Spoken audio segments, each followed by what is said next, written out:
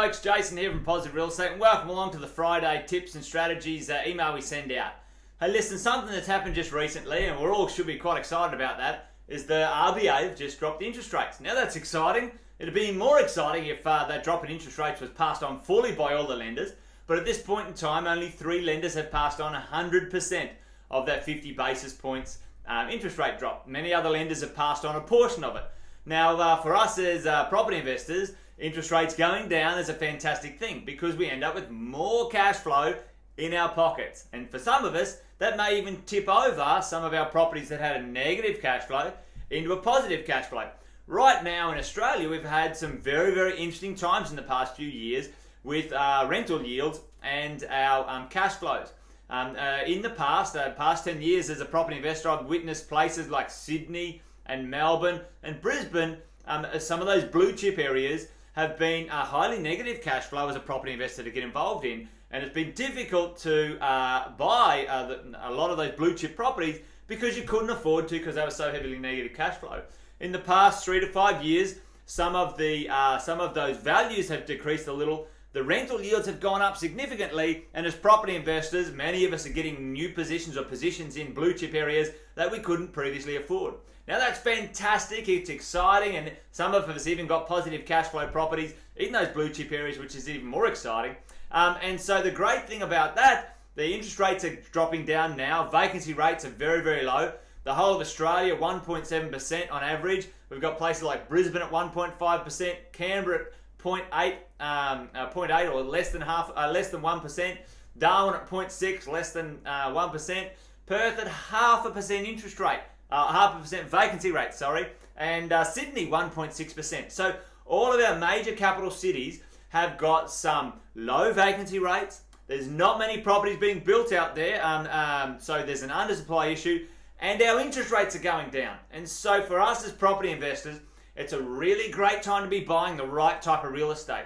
But unfortunately, or fortunately, whichever way you look at it, some of these indicators, especially interest rates dropping, are sometimes giving us a bit of conflicting signals. When you listen to economic commentators out there, they're saying the reason the RBA is dropping the interest rates is because the economy, our Australian economy, is not doing that well. Our GDP, the Australian economy's growth, is actually not as good as we thought it would be. So we need to do something, drop some interest rates to motivate or stimulate the economy and give it a bit of a go. Now that's a great thing that the RBA can do that, because in many countries of the world, interest rates are so low that even dropping the interest rates a little bit more or even a large amount is not kickstarting those economies, e.g. America. So Australia, we're in a good position as far as I'm concerned. Right now, we have a bit of a two-speed economy. If you do any of your research, you'll see that the mining sector, anything attached to that mining sector is booming and going crazy, and other places like tourism and other industries are having a really tough time of it. And so in my world, and I look at as a property investor, looking at the economy, I can't influence that, but I can keep an eye on things and have a look at what's going on. I'm investing in places that get affected by the mining booming, okay? Larger towns affected by the mining industry that can feed that money into where my properties are for capital growth, for high rental yield, and longevity of that area and that marketplace. And so for me, interest rates going down is a fabulous thing, and so too for any property investor because we get more cash flow. Using the two-speed economy as a place to invest, we look at our little property clock. Often when interest rates are going down, in the past it's been because the economy has been having a problem and we're trying to kickstart it. But in Australia, the good thing is that part of the economy is bringing the interest rate down, but another part of the economy is pushing certain places and certain investment areas up really well. High interest, high yields, and potentially future high capital growth. Now, places that are being affected by the mining boom, as I mentioned before, are great places to invest. Two best states in Australia right now are Queensland and Western Australia. The Australian GDP growth last year, 1.9% growth. The Queensland and WA growth outstripped our whole Australian economy's growth. Queensland's GDP growth, 2.4%, Western Australia's 2.8%. So those two economies are fantastically healthy.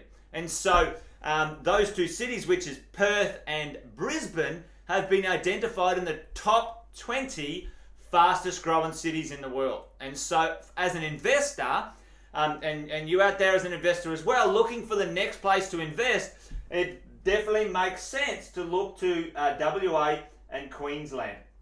And here at Positive Real Estate, in those markets or in those states, there are places we should invest and we shouldn't invest. E.g., you shouldn't be investing for capital growth in a place called the Gold Coast at the moment, because that place is significantly affected by tourism dollars.